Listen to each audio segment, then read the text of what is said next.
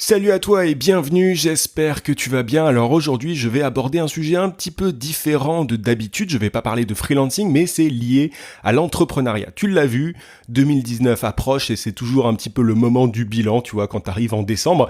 Et j'échappe pas à la règle, et je vais essayer de faire ça bien. Je vais te donner 5 erreurs fatales quand on a la vingtaine. Alors, pourquoi ce sujet? Simplement parce que, tu vois, moi, j'ai eu 27 ans cette année et je me rends compte que le temps passe à une vitesse, mais c'est hallucinant. Enfin, pour moi, dans ma tête, tu vois, j'ai toujours 20 ans. Ça peut te faire sourire si t'as 20 ans toi aujourd'hui, mais voilà, moi j'ai 27 ans, l'année prochaine j'aurai 28, c'est assez impressionnant et je voulais partager avec toi quelques erreurs que j'ai pu commettre par le passé pour que tu évites de les faire si toi, ton but c'est de devenir indépendant financièrement, de devenir freelance.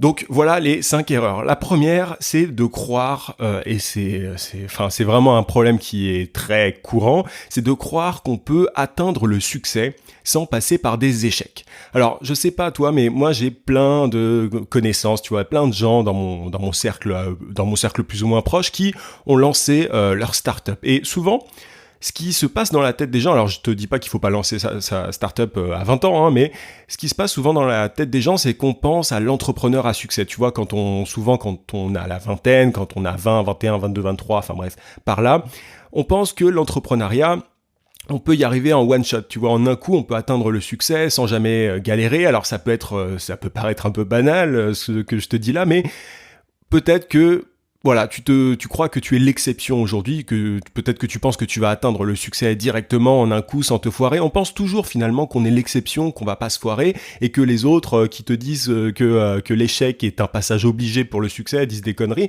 Eh ben crois-moi, moi je pense que si ça fonctionne bien, relativement bien à mon échelle, c'est parce que ce que j'ai fait, c'est que je me suis foiré plus que les autres. Tu vois, moi j'ai toujours été, je prends souvent cette image-là, mais on m'appelait le kamikaze quand je faisais du skate, parce que ce que je faisais, j'ai fait du skate quand j'avais 13 ans, ce que je faisais, c'est pas d'attendre 10 ans avant de sauter les 10 marches d'escalier, c'est de me lancer comme un malade, comme un kamikaze du coup, et de recommencer jusqu'à ce que j'y arrive. Et je pense que c'est la meilleure image qu'on puisse donner en entrepreneuriat. Il faut se lancer. C'est la personne qui se lance d'abord, le plus vite possible, qui va atteindre le succès. C'est pas celle qui va attendre 10 ans de sauter les marches d'escalier et qui va réussir du premier coup. Ça peut se faire, mais ça prend du temps, alors que si tu as cette attitude très volontariste, tu vois, de passer à l'action rapidement, tu as beaucoup plus de chances d'y arriver. Et du coup, pour revenir à mon parallèle de start-up, tu vois, tu as plein de gens qui croient qu'ils vont créer une espèce de licorne dès le début, ils ont l'idée du siècle, tu sais, on attend toujours d'avoir l'idée du siècle. Ou alors on pense avoir l'idée du siècle, ou alors la niche la plus rentable possible, enfin une niche que personne n'a trouvée quand on est freelance, ou alors bref, tu vois, on a l'opportunité en or, bref. Souvent, on pense qu'il faut le truc, qu'il faut un truc, tu vois, un peu secret, un peu magique pour atteindre le succès rapidement sans échec. Et crois-moi, c'est une vraie erreur et il y a tellement de gens qui tombent dans le panneau, tu vois, dans cette espèce c'est un mirage tout ça en fait, c'est un mirage et moi je m'en suis bien rendu compte, je me foire régulièrement encore aujourd'hui et c'est pour ça que j'avance et que mon chiffre d'affaires n'arrête pas de grossir, simplement parce que je suis enclin à me foirer, à me prendre des tôles, et ça arrive sans doute bien plus que ce que tu crois. Donc, voilà un petit peu pour cette première erreur, c'est simplement de croire que tu peux atteindre le succès sans échec, et de croire que tu es l'exception par rapport à ça. Foire-toi, n'aie pas peur de ça, et si tu as peur de l'échec, ça se joue dans la tête, on va y revenir, mais voilà, il faut que tu fonces et tu ne peux pas prendre de raccourcis. Enfin, il y a des raccourcis dans certains cas, mais dans tous les cas, pour avoir du succès en tant qu'entrepreneur, il faut se toller. Deuxième erreur fatale, c'est de croire, tu vois, qu'il y a beaucoup de croyances. Enfin, c'est la deuxième et la troisième aussi est une croyance. La deuxième, c'est de croire que tes parents ont raison. Alors ça, j'avais fait un podcast il y a un petit temps sur le sujet. Pars du principe, alors ça peut paraître un peu étonnant, un peu provoque dit comme ça, mais pars du principe que tes parents ont tort. Tes parents n'ont pas raison. Pourquoi ? Tes parents représentent simplement, tu vois, l'ordre établi. Enfin, ils représentent une espèce de ils représentent la société, tes parents. On a tous été éduqués par nos parents, voilà, on a tous eu des valeurs qu'on nous a inculquées, on a tous vécu, on a tous eu une enfance différente, tu vois, mais il y a le poids en fait des parents forcément qui jouent, notamment quand on veut devenir entrepreneur. Si tu as des parents salariés, toi, il y a de grandes chances qu'ils ne t'aient pas poussé dans le sens de l'entrepreneuriat. Ils te disent des trucs du style oui mais c'est dangereux, en 2018-2019 tu peux pas devenir entrepreneur, tu vas payer trop de taxes, tu vas je sais pas, enfin tu vas pas trouver de clients, il y a personne qui voudra bosser avec toi. Bref, moi je reçois beaucoup, enfin de toute l'année j'ai reçu des messages de gens qui me disaient oui mes parents me disent ceci, me disent cela. C'est pour ça que je te dis très simplement de ne pas écouter tes parents, tu vois. Moi, j'ai eu les deux. J'ai eu un parent qui était pas chaud du tout et tout l'inverse, et un autre qui m'a dit vas-y fonce. Et après, au final, maintenant, ils sont très contents de ce que je fais, tu vois, et ils me soutiennent à fond. Mais du coup, si aujourd'hui t'as deux parents qui sont contre ton envie de te lancer en tant qu'entrepreneur, ou même s'ils sont pour, en fait, tout ça n'a pas d'importance. Il faut que tu suives ta propre voie. Et voilà. Enfin. Concrètement, tu vois, il y a une minorité d'entrepreneurs en France, et peu importe où t'es, en général, les entrepreneurs sont une minorité. Donc, si on passait notre temps à écouter la majorité, on ferait jamais rien. On passerait pas à l'action, on lancerait pas notre boîte, on vendrait pas nos services, on montrerait pas un business en ligne. Bref, donc, n'écoute pas tes parents, pars tout simplement du principe qu'ils ont tort, même si ça peut paraître étonnant. Alors, écoute-les quand il faut les écouter. Évidemment, je te dis pas que ils ont tort sur tout, mais en ce qui te concerne par rapport à ta vie professionnelle, en tout cas, il faut que tu considères qu'ils ont tort et que tu te fasses ton propre avis, que tu te tôles tout seul dans ton coin, et ensuite tu apprendras. Et c'est ça qui t'apprendra les choses, c'est pas simplement des vérités absolues qui sortent de la bouche de tes parents, tout simplement.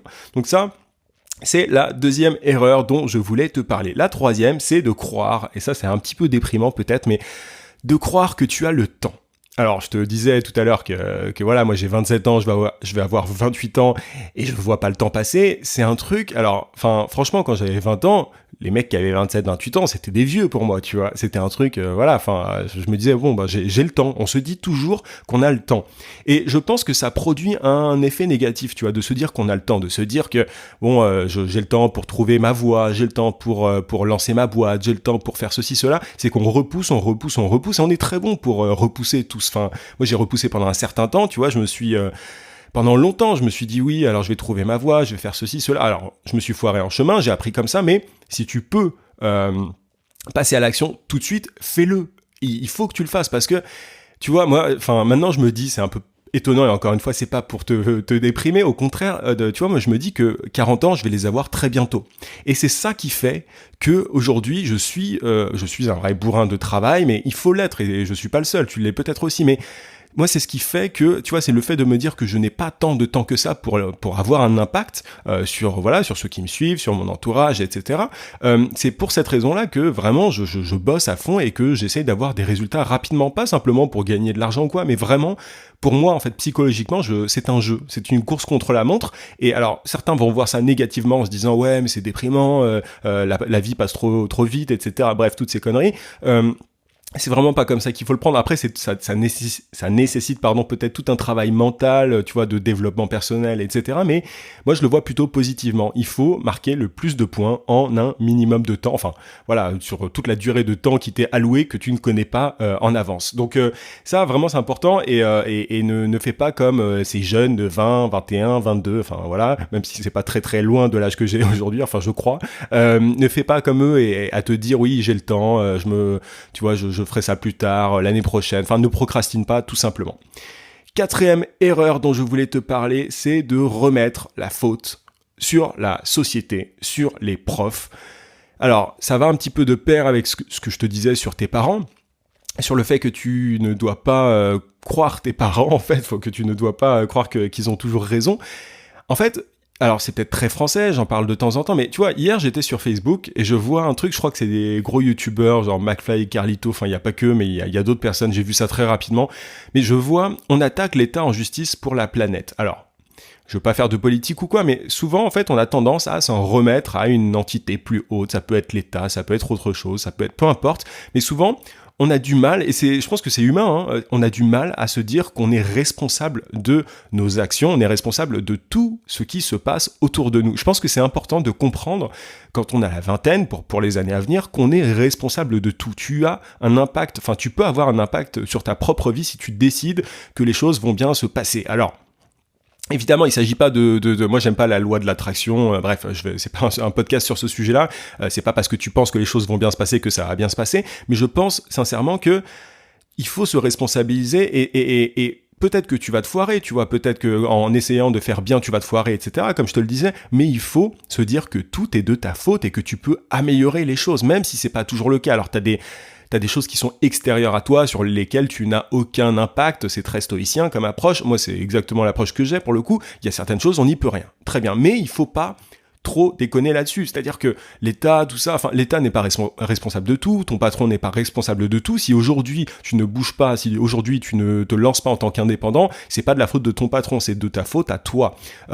Bref, on pourrait donner tout un tas d'exemples comme ça, mais faut arrêter, tu vois, de se plaindre aussi des impôts, des machins. Alors moi aussi, je me suis fait racketter par l'URSSAF il y a pas longtemps, mais bref, il faut arrêter de repousser, pas de repousser, mais de rejeter la faute sur quelqu'un, sur les autres, sur ton patron, sur les clients, etc. Il faut se responsabiliser et c'est en pensant comme ça, en ayant cet état d'esprit-là que tu vas pouvoir avancer parce que tu te diras, ah tiens, je peux avoir un impact là-dessus, à moi de jouer, tout simplement. Donc voilà pour ce point-là, je sais que c'est facile à dire, tu vois, c'est plus facile à dire qu'à faire, mais il faut se reprogrammer. C'est aussi pour ça que je fais ce podcast aujourd'hui. La fin de l'année, c'est un bon moment pour faire un bilan, pour se reprogrammer, pour lire des choses intéressantes, pour revoir sa façon de penser. Mais après, voilà, il faut faire le travail pour pouvoir intégrer les bonnes croyances, justement, remplacer les mauvaises par de bonnes croyances. Dernière erreur fatale quand on a la vingtaine, c'est de ne pas commencer à créer sa différence. C'est le fait de rester en surface, de ne pas approfondir les choses. Qu'est-ce que je veux dire par là ? Aujourd'hui, surtout si tu veux devenir entrepreneur ou si tu es entrepreneur et que tu veux mieux gagner ta vie, aujourd'hui, il y a énormément de concurrence et on est tous au final un petit peu remplaçable, interchangeable. Tu le vois surtout en entreprise, tu vois. Moi, il y a des métiers notamment que je trouve c'est un peu triste parce que tout le monde est remplaçable. Si tu es chef de projet, alors évidemment, tu peux avoir plus ou moins d'expérience et tout, mais un chef de projet A peut en remplacer un B. Enfin, tu vois, chef de projet, c'est un généraliste, c'est quelqu'un qui fait plusieurs choses et il peut être changé et remplacé par quelqu'un d'autre. Quand on a 20 ans, au début de ces 20 ans, ce qu'on peut faire, c'est de comprendre qu'on doit créer sa différence, devenir unique, et c'est en créant cette différence derrière qu'on pourra bien gagner sa vie, notamment en tant que freelance, en tant qu'entrepreneur, et ne jamais galérer. Tu vois, si aujourd'hui certaines personnes galèrent à 40 ans, etc., c'est qu'elles n'ont pas pu, ou qu'elles n'ont pas voulu, peu importe, elles n'ont pas pu ou voulu créer leur différence au début. Elles n'ont pas forcément aussi pris conscience de ça. Tu vois, il ne s'agit pas juste de vouloir. Encore une fois, je ne veux pas être caricatural par rapport à ça, mais certaines personnes n'ont simplement pas pris conscience qu'elles devaient créer leur différence au début entre leurs 20 et 30 ans. Et c'est maintenant que ça se joue. Alors évidemment, si tu as plus de 30 ans, évidemment que tu peux aussi tu peux corriger le truc. Mais entre 20 et 30 ans, t'es à fond, c'est vraiment le moment où tu peux créer ta différence, devenir unique, tu vois, devenir un expert dans ton domaine. Bref, creuse les choses, sois passionné par un sujet, creuse ce sujet, ne reste pas en surface. Aujourd'hui, c'est l'époque de la surface, et tu vois, moi aussi, je reste en surface, je regarde des conneries sur YouTube, etc. Ça m'arrive, tu vois, comme toi, comme tout le monde. Mais par contre, il y a un côté obsessionnel que j'ai et je pense qu'il faut avoir pour pouvoir réussir. Il faut avoir un côté obsessionnel, pas du tout dans le sens où il faut pas se rendre malade. Il faut être très sain par rapport à ça. Mais moi, tu vois, dès que j'ai du temps libre, je me forme, j'apprends des trucs. Je suis ultra curieux. Je découvre de nouveaux outils. Bref, c'est un jeu pour moi et je pense que cette curiosité, moi j'ai réussi à la mettre à profit. À toi aussi de trouver ta différence, de voir en quoi tu es différent des autres, ce que tu peux apporter de plus que les autres et être conscient de ça. C'est surtout une prise de conscience, je pense, quand on a 20 ans. Moi, à 20 ans, honnêtement, j'étais conscient de rien du tout. Je savais pas du tout ce que je valais, dans quoi j'étais bon, mauvais. Enfin, mauvais, je savais parce que j'avais aucune confiance en moi, mais par contre, bon, je savais absolument pas dans quoi. Donc, tu vois, t'es entre 20 et 30 ans, tu peux expérimenter les choses, tu peux entre 20 et 25 même, c'est encore mieux. Tu peux expérimenter les choses et moi je me suis lancé à 25 ans, tu vois, en tant que freelance, en tant qu'entrepreneur et je pense que c'est un bon âge parce que t'es assez mature pour avoir fait un bilan sur toi-même et tu sais où est-ce que tu peux aller avec tout ton bagage, avec tout ton passé, avec toute ton histoire. Donc voilà un petit peu pour les 5 erreurs fatales qu'il ne faut surtout pas commettre. C'est pour ça que je fais le podcast, quand on a la vingtaine. Tout ça, comme tu le vois, est lié à l'entrepreneuriat, même si c'est un sujet un petit peu différent d'habitude. Je sais pas ce que tu en as pensé, n'hésite pas à me donner ton avis en commentaire, tu vois. Est-ce qu'il y a d'autres erreurs qu'il ne faudrait pas commettre selon toi ? Tu me dis ça en commentaire si tu es sur YouTube. Je te rappelle sinon que tu as moins 60% de réduction sur tout mon catalogue de formation. Tu vois, j'ai sorti pas mal de formations maintenant depuis mes débuts sur YouTube, et je t'offre à l'occasion des fêtes de fin d'année, moins 60% de réduction. Il suffit d'entrer le code CADEAU, CADEAU, enfin bref, tu sais l'écrire, lors de chaque achat. La réduction est simplement limitée à 5 formations, mais tu peux en prendre 1, 2, 3, peu importe, et ça va te permettre justement de te former en attendant l'année, tu vois, mon ordinateur se coupe, en attendant l'année 2019. Bref, c'est lié un petit peu à ma 5e erreur, ne pas créer sa différence. Commence à créer ta différence, commence à te former si tu ne l'as jamais fait. Essaye de comprendre dans quoi tu es bon, essaye de voir en quoi tu es différent, en quoi tu peux apporter de la valeur, et c'est comme ça que tu seras peinard tout le reste de ta vie. Donc si tu es intéressé par les moins 60% de réduction, tu cliques sur le lien juste en description, et si tu es sur YouTube, tu peux cliquer sur le i. Je te dis à demain, 18h comme d'habitude. En attendant, n'oublie pas, vie sans limite. À plus.